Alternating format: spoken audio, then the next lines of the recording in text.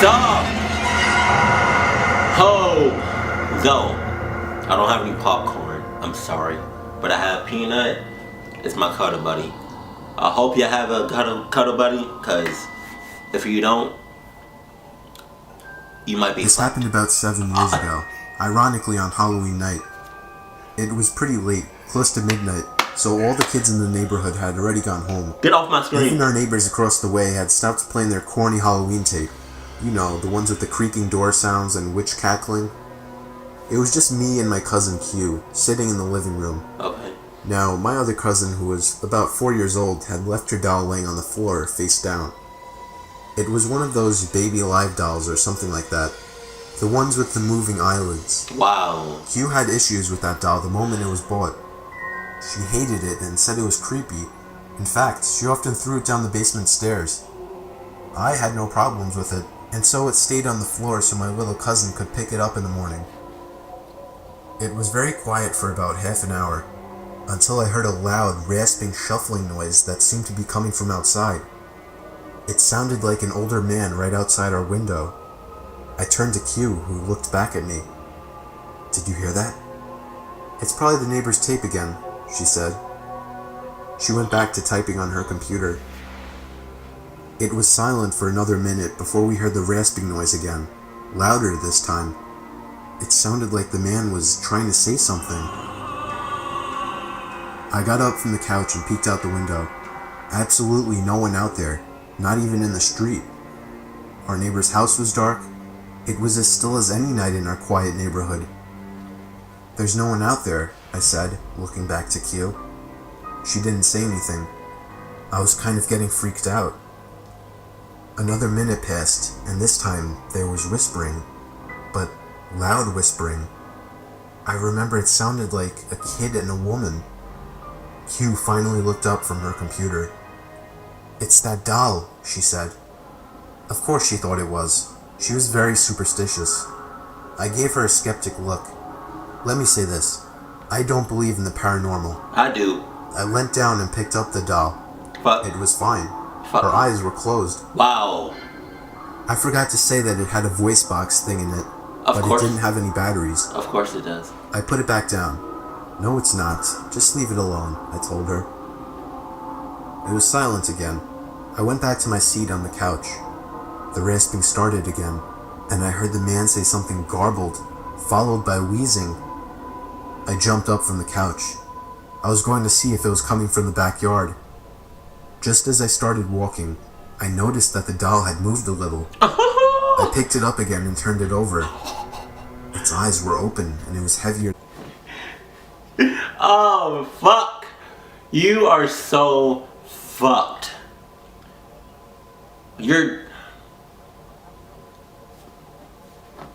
That's like you picking up an inanimate object, right, that pretty much is possessed or that has some paranormal shit going on in it or around it. You picking that doll up, that's equivalent to like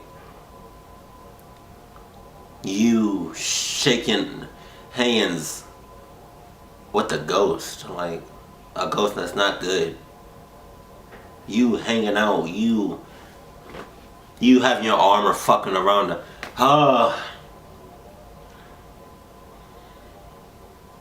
If you don't believe in shit like this, you better start real fast. Than before. I dropped it and Q threw it down the basement again. I still have no idea what to think. Q denies it ever happened, and my little cousin never asked about her doll after that. I saw the doll only one time after that, on the top basement step laying on its side. This time, I pushed it down the steps. What the fuck? I would've hauled I that. was up late reading on a cold night. My bedroom is on the first floor, and I live alone in a relatively quiet and wooded area. For that reason, a lot of my windows didn't have any blinds, since it wasn't as if people driving by were able to look into my house. Plus, I like waking up to the sunlight shining in my bedroom. Okay. But this one night made me regret never getting blinds in the bedroom. After finally shutting my reading lamp to get some shut-eye, I had a good 2 minutes of silence before I heard the sound of something hitting the window. It sounded like a single tap from a person's fist. I was facing away from the window and didn't want to turn around. I was used to hearing things like tree branches brush up against the walls and windows, but I distinctly recognized this sound to be a fist hitting glass. The thought that somebody might be outside my window watching me frightened me. The fact that somebody would walk all the way onto my property to my bedroom window. I tried to accept that maybe it was just a tree branch, but a second and single knock at the window confirms my fear. It was a fist hitting the glass, and somebody was outside my window. I figured that if I just ignored it, they would go away. Maybe it was just some punk trying to mess with me. If they thought I was sleeping, they would get bored. Another knock at the window came, and I desperately tried to just stay still and show no reactions. But when the fourth knock came routinely, I decided enough was enough. I should confront this jerk like a real man. I turned to the window and just barely caught a glimpse of a black shadow quickly moving under the window. For some reason, actually seeing something at the window killed any courage I had, and I ran to the kitchen phone and called the police. They said they would have an officer over in 10 minutes. When I hung up, I saw something in the corner of my eye. I turned my head and saw somebody standing outside my kitchen window, surely looking at me. Only for a second though, because as soon as I noticed, he took off. Somebody was watching me through all the windows. Then I received a disturbing phone call. It was my neighbor, who also happens to be my best friend. He happened to notice through his window that 3 people dressed in black walked onto my property earlier, one of them with a sharp, shiny object in his hand. This only made me panic even more. I ran upstairs where I knew I couldn't be watched and hid in the bathroom. I heard constant single knocks at the front door downstairs. Shit! No way it was the police. I just prayed they would get there in time, and thankfully, moments after the knocking stopped, I heard heavy banging at the front door, followed by someone screaming police. It turned out to be the cops, but whoever the 3 men were already gone into the woods. It might have been more than 3, I don't even know. All I know is they were never caught, and that I went out to get blinds the same week. You should have got blinds your first day. Fucking bullshitting, bro. My parents are divorced, and I was living with my dad. I'm an only child, so the only time I was around kids my own age was when I was out making friends with kids on the block. There was this one kid that lived on the corner of my block. His name was Tom. I met him while riding my bike. He strangely invited me over to shoot some hoops with him, so I did. He was a lot older than me. I was 12 and he was 16. I found out after hanging out with him a lot that he was an only child as well, and that he also lived with his dad. At first, I found him very relatable. I gave him my phone number and he would call to hang out. Sometimes he would come over and play video games. But then he started getting weird. He would call non-stop. If I didn't answer, he would begin to leave annoyed messages. He would call 5 or 6 times before coming over and ringing the bell. If my dad wasn't home, I usually didn't answer it, but when he was home, he would force me to hang out with Tom, even though I told him he was creepy. I biked with Tom back down to his house while pretending to listen to him babble on about stupid shit. This kid would never shut up. I needed to find a way to get him to stop looking for me. Then, for the first time, he invited me into his house. I really didn't want to go in, but it didn't seem I had a choice. The second I walked into the door, the foul, disgusting odor of his house filled my lungs. You had a choice. But you was fucking bullshitting. You had a choice. You could have been like, nah, I'm good, and just walked away. That's it. That's all you could have did. I don't know why you didn't. But now you about to see or hear or just get creeped the fuck out, if not fucked up. You could have said no, I'm good, and just went about your business.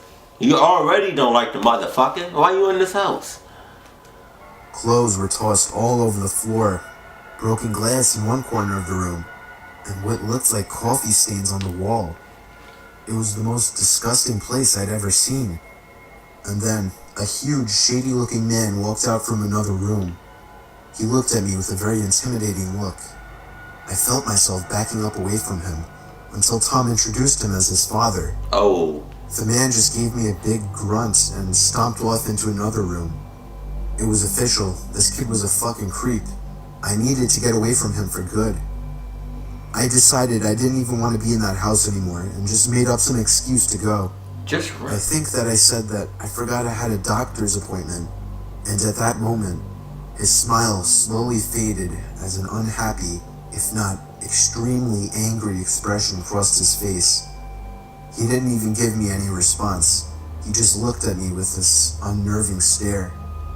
I left in a hurry and ran back down the block to my house. The door was locked, surprisingly. I unlocked it with the key my dad made me carry and found that he wasn't home. I really wanted him to be home. And then I found a little sticky note on the fridge saying he was called into work for a possible storm emergency. So that night before going to sleep, I checked my email for a response from somebody on eBay. But instead, I had about 5 new emails, all titled in capital letters, and they were all sent from an email named tomtom20@aol.com. It was him. I never gave him my email and still have no idea how he got it. One of the emails was titled, "You made a mistake." Another was titled, "I know where you live." And the rest were filled with profanity and threats. I was only 12 and was extremely intimidated by this, so I was ready to call my dad, but as soon as I was heading to the kitchen phone, I heard the sound of rustling bushes outside. I opened the blinds of the window that was facing the bushes, and was greeted by the face of a huge man who I instantly recognized as Tom's dad. I called the police, but by the time they arrived, he was already gone. When my dad came home early because of this situation, we went on to get a restraining order as soon as possible. Tom and his dad moved out about a month after that. I moved into a house that my aunt and uncle had been renting out for several years after they built a new place. I spent a few months alone before a buddy from work asked if I was looking for a roommate. I thought about it for a few days and ended up allowing him to move in. It was a 2-bedroom place with a den and office in the garage. He decided he wanted his own space as the bedrooms were right next to each other, so he moved his stuff into the office in the garage. And I have to admit, it was a pretty cool setup he had. The only problem, he didn't have a bathroom or kitchen out there, so he would use the kitchen and toilet in the house. We worked different schedules, so I would often leave the house unlocked for him. One night, I went to my girlfriend's house for dinner. After I got back, I decided to grab a 6-pack of beer I had bought the previous night. When I opened the fridge, my beer was gone. I assumed it was my roommate and went into a blind rage. I stormed out into the garage and slammed his bedroom door open. He was sleeping and rolled over. I screamed at him, asking why he drank my beer without asking. He said he didn't touch my beer and rubbed the sleep out of his eyes.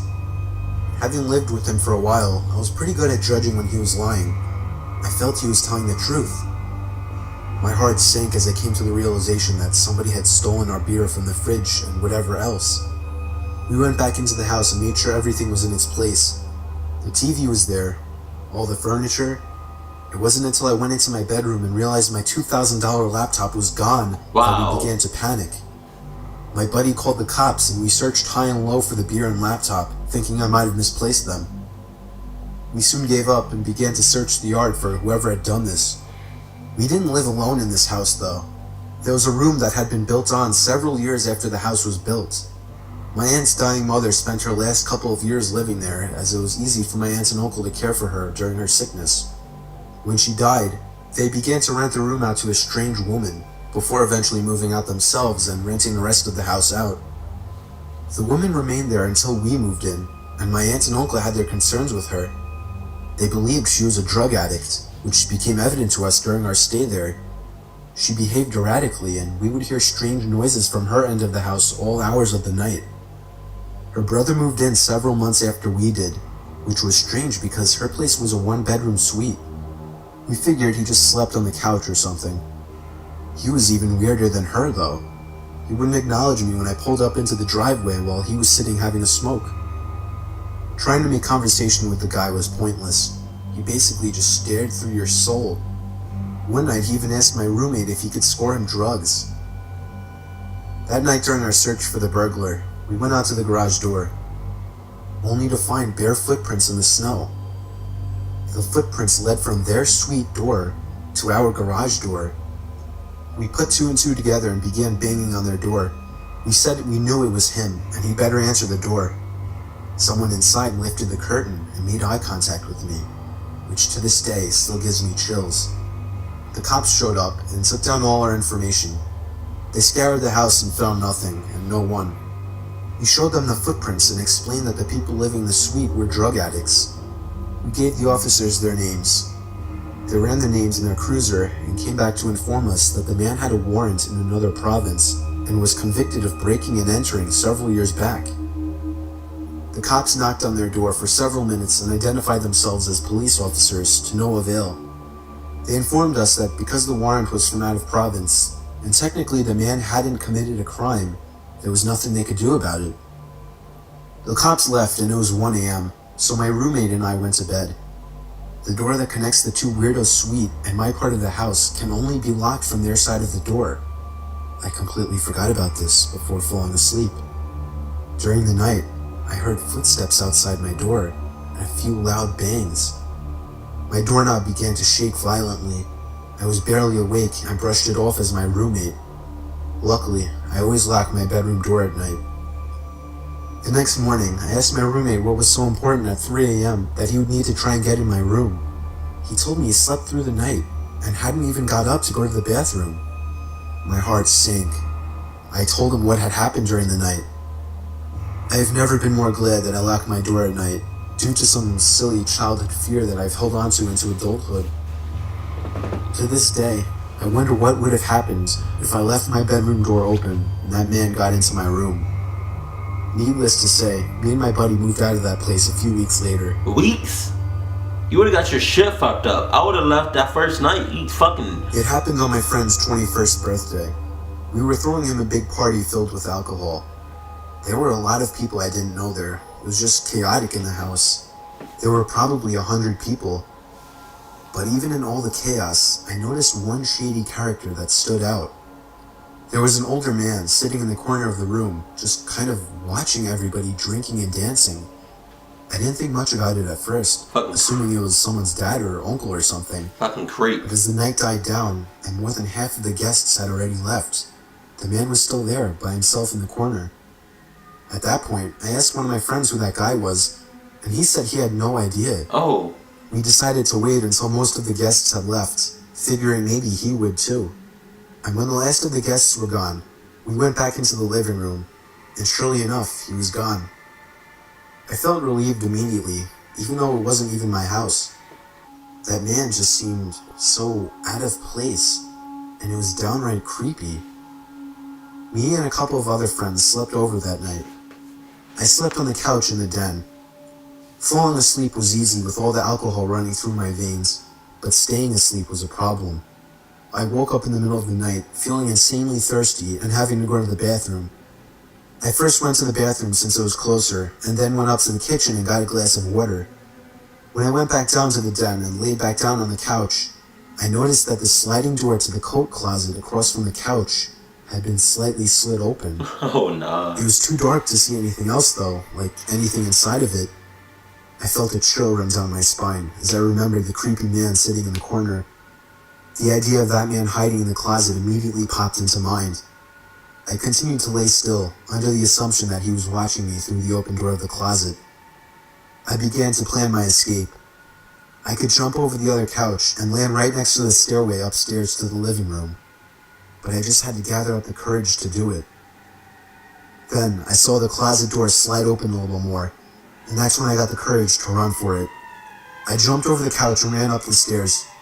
I could hear the closet door fully slide open and somebody running after me. I screamed at my friends who were on the couches to wake up. All three of my friends that were in the living room woke up and looked at me as if I were crazy. I knew that we now outnumbered him 4-1, so I looked at the stairs and waited. but he never came up. My friends demanded an explanation, so I told them that the creepy man from earlier was hiding in the coat closet, and he almost chased me up the stairs. Just then, we heard the back door from down in the den open up, and we all looked at each other. We called the cops, but the man was never found. He simply left through the back door. When I was going to college in North Carolina, I started working at a local TJ Maxx store for some extra cash. Since I was in class during the day, I usually worked the later shifts. One night I was walking to my car. I think it was about 11 or 11:30.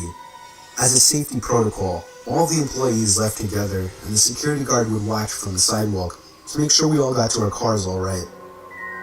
I was approaching my car when I heard a car pull up behind me. Oh, nope. I turned around and there was a woman with her teenage daughter in the passenger seat. She rolled the window down and started giving me a story about how they just came into town to visit family and that they're out of gas and have no money. No! And then asked if they could borrow a few dollars. No! I told them the truth, which was that I had no cash on me. I never carry cash. So she just looked at me and asked very hurriedly if I would get into the car with them, go to the gas station, and buy them about $10 worth of gas. I mean, obviously I said no, and she asked a few more times. It wasn't until I had said no that I noticed the daughter in the passenger seat had been staring at me the whole time, and she was licking her lips and wringing her fingers. Ew. At that point, I bolted back to the store where the security guard was, because they had pulled up behind my car, so I would have been stuck there. I told him what had happened. He started walking to their car, and they sped away. Nah, I would have fucking hauled ass. That's what I would have. You fucking. Working the night shift always sucked. I work in an office building and would constantly do the night shifts since it was the only time it would work out for me. I was just about always the only person on the floor I worked on, possibly in the whole building. There would always be a kind of eerie feeling to being in such a big building with most of the lights out and absolutely no one around.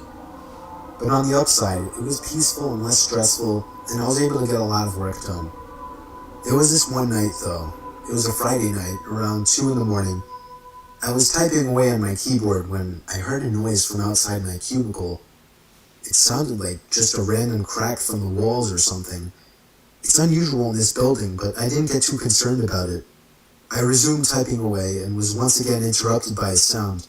This time, the sound of a computer starting up. It caught me off guard. I was sure nobody else was working the night shift. I stood up on my chair to get a view over the cubicle walls. The glare of a computer screen in the dark was visible in a cubicle on the opposite side of the room. Then I did something stupid, something I regret. I asked if there was anybody there in a yell, hoping to get an answer from a fellow employee. But instead, I saw the glaring light of the computer monitor across the room turn off, and there was once again nothing but darkness on that side of the room. I started getting nervous. I turned off the lamp and computer screen so that I wouldn't give away my position to whoever that was. I crouched down and tiptoed out across to a nearby cubicle. There was just utter silence. I sat waiting for something to happen for God knows how long, but I eventually decided the coast was clear. I tiptoed down past all the cubicles until I reached the opening near the exit door to the stairs and elevators, and that's when I realized that my fearful suspicion was true. There was a man crouched down behind a plant in the corner of the room, dressed in all black. I felt my heart sink as I noticed him, but it didn't seem like he knew that I noticed him. I turned back to the stairway door. There was no way I was going to wait for the elevator and take a chance. I casually opened the door and closed it behind me, proceeding to walk down the stairs. After making it down about 2 flights of stairs, I heard the door above me push open aggressively, followed by manic echoing footsteps coming fast down the stairs. I raced down the stairs, running as fast as I could, all while the footsteps above me were getting louder. I finally made it to the first floor, raced through the lobby, and out the front door. Whoever was in there didn't follow me. I immediately called the cops, along with one of my bosses. My boss said no one was scheduled to work except for me. The cops scanned the place from top to bottom. There was no one in there. I couldn't help them out with any description other than he was wearing all black. I did continue to do the night shift for about a week after that, What? with my boss allowing me to lock all possible entrances to the floor, including the elevators. But I still wasn't comfortable with it, so ever since, I've been doing the day shifts. There you go. Fuck the night shift. All shifts. It was 4 a.m. on a Saturday night. I woke up to my stomach rumbling, and nothing is worse than trying to sleep on an empty stomach. So I got out of bed and made my way to the kitchen to make a sandwich. But immediately I noticed that the cabinet was open. I'm always super obsessive over closing everything I open, so I couldn't believe that I had done that. I found it more odd than most people would. That's just how I am. Right. Most people would shut the cabinet and forget about it. But I went as far as investigating around the house for any unwanted guests. There was nobody in any of the closets I checked, but when I went down to the den, the back door was wide open. I was certain now that someone had been in my house.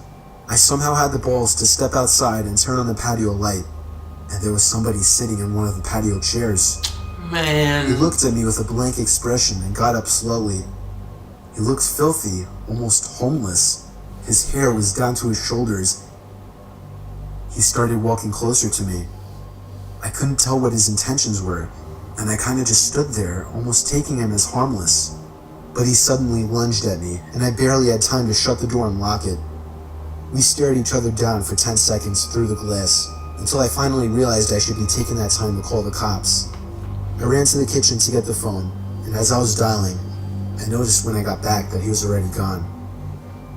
I still called the cops, but nothing was ever found of the man.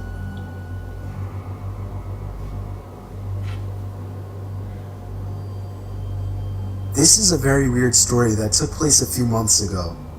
I still live in the same house this happened in. I have an electrical outlet under my bed that I use to charge my phone with. I leave my phone up on the ledge above my bed every night, usually using it as an alarm. However, something strange started happening on a Monday night in February. I woke up to my alarm clock blasting. Only it was still dark out. Fuck. I looked at my actual alarm clock sitting on my desk. It was 4 in the morning. I wasn't sure if I had accidentally set a new alarm. The alarm was titled Down. I unset it and went back to sleep, not overthinking it. The next night, I woke up again to the sound of my phone's alarm clock blasting. I saw that the time was 3 in the morning, and the alarm clock title was set to Beneath. No way had I set that alarm. I would remember something like that. I figured my brother was playing a joke on me somehow. The next morning, I told my dad to tell him to stop messing with my alarm clock, that it's interrupting my actual sleep on school nights. But he swore on his life that he had never touched it, and I kind of believed him. That night, I put a password on my phone and wrote it on a sticky note just for safekeeping. I hid the sticky note on the wall behind my bed and made sure no extra alarms were set. The only one was set for 8 a.m. I fell asleep, but once again, I woke up to the blasting alarm clock in total darkness. 2 a.m. The alarm was titled The. I was a little freaked out now. Something was really wrong with my phone. I was sure someone was hacking into it. The next day I left it off for the whole day in hopes that whoever was messing with it would forget about it. And that night I used my actual alarm clock on my desk as an alarm instead. I set it to 8 a.m. and went to sleep. But when I woke up, there was once again no sunlight. My alarm clock was off, so I couldn't see the time. It was my phone. It had been moved to the ledge. But the alarm clock sound wasn't the usual marimba. It was some kind of distorted screaming sound.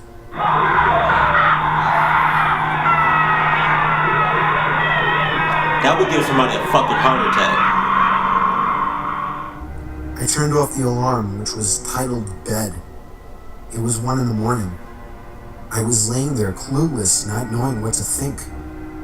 My phone was at 10%, so I reached down under my bed to try and find the charger that's normally plugged into the wall. It was missing.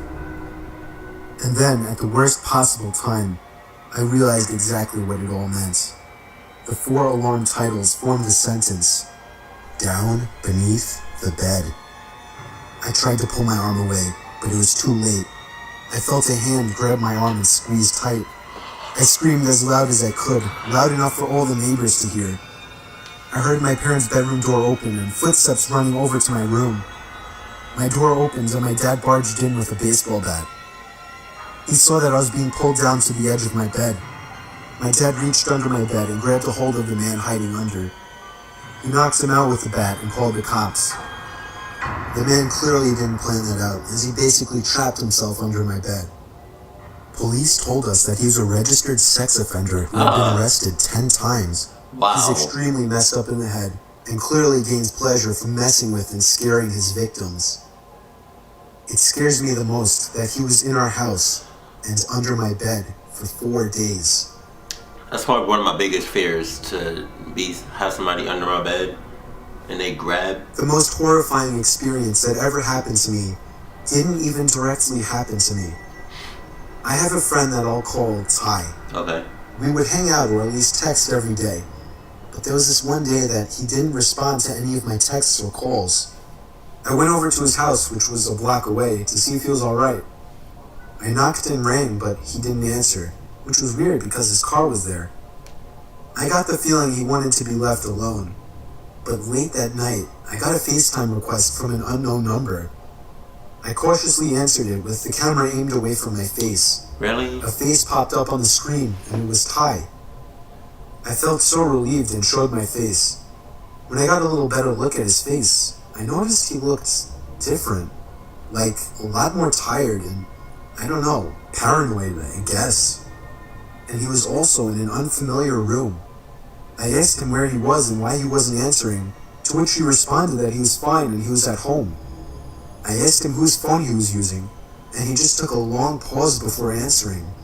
He just blankly stared at the camera until finally answering that he was using his uncle's phone. That was really weird, but before I could question him further, he all of a sudden demands that I lend him $10,000 and that he'll pay me back. I can't help but laugh at this until I see that he's serious. More than just serious. His facial expression filled with what looked like worry. I asked him why the hell he needed so much money, and there was once again a huge pause, with him just staring into the camera. He finally says he has to go, and with that, the call ended. It was probably one of the weirdest and most unnerving experiences of my life. I had never seen him act so weird. Something was clearly wrong with him. But it was late, and I figured I would just go over to his house tomorrow and talk with him. The next day, first thing in the morning, I went straight over to his house and rang the doorbell about 10 times. He didn't answer. I eventually gave it up as a lost cause. If he wanted to act sketchy, that was his problem. But late that night, around the same time, I received another FaceTime call from another unknown number. I answered it, and Why? it was again Ty. Why? But this time, he looked like shit. His hair was a mess. He had a cut on his forehead. He had bags under his eyes. I didn't understand what the hell was wrong with him.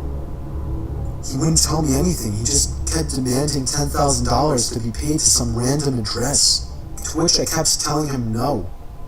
And then he said something that still haunts me. He said in a shaky, nervous voice, "Come on, don't point a gun at my back." It hit me like a bullet as he said this, accompanied with an ever so slightly twitch of his left eye, to which I interpreted as a wink. But then, the call ended abruptly, and I can only imagine what was going to happen to him. By some miracle, I remembered the address and sent the cops there right away. It was an old abandoned house on a basically deserted block miles away from my house. They found Ty in the basement, beaten senseless and barely alive, but they got to him just in time. The sicko that did this to him was already long gone. Ty doesn't like to talk about it, but the most he told me was that he was walking home before everything went black, and he woke up in a dark basement. Bitch! Fuck! I think, yeah.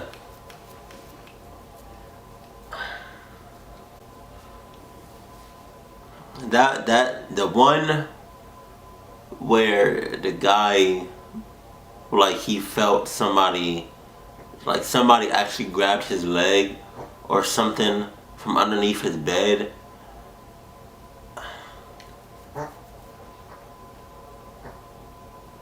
Peanut just scared the shit out of me. But yeah, man, in that situation, I think I would pass out, or you know, faint, or like just I can't even. You know, I kid you not, when I was younger, like a kid, I used to always think about shit like that. Like, if I look under my bed, I'm gonna see some fucking eyeballs. Or if I look under my bed, there's gonna be somebody there. Or because this is all because of like TV shows or like movies that I watched when I was younger. And then I didn't realize, you know, but like, I would think about shit like, if I'm just like, you know, sitting on the edge of my bed, and my feet are just dangling, somebody can just tell, oh, that used to creep me the fuck out. But not anymore, because one, I'm always checking, more often than not, I'm always checking under my bed for shit. And two, I don't think anybody will be under my bed, because I'm a pretty, like, I'm a very observant person, and yeah, I'm just, you know, nobody is just about to walk into my house without me knowing about, like, no. But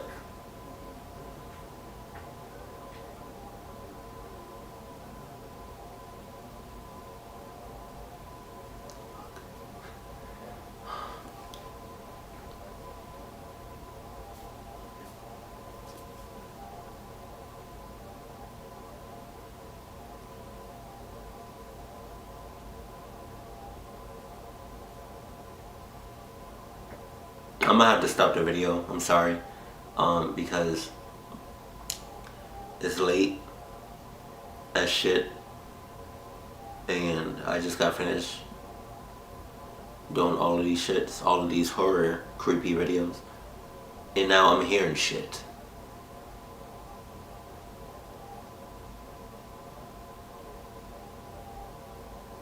Fuck. Okay, I'm sorry. I'm gonna end it right here. Please let me know which video, which, you know, story stood out to you the most, and were you like me when you were younger? Some of y'all are still young, you know, like, did you always think, or do you still think that there's people, like, not people, but like, I don't know, there's somebody under your bed, and like, is that a fear of yours, like somebody touching your feet, or like grabbing you from, like, I don't know, like underneath your bed? Like, what would you do in that situation? Would you run? Would you kick that person in the face? Or like, would you just like be in shock and just not move?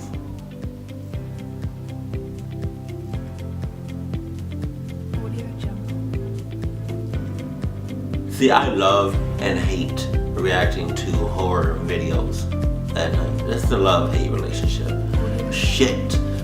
Until next time, keep it cool, keep it classy, and I love you. Stay happy. Bye, fam.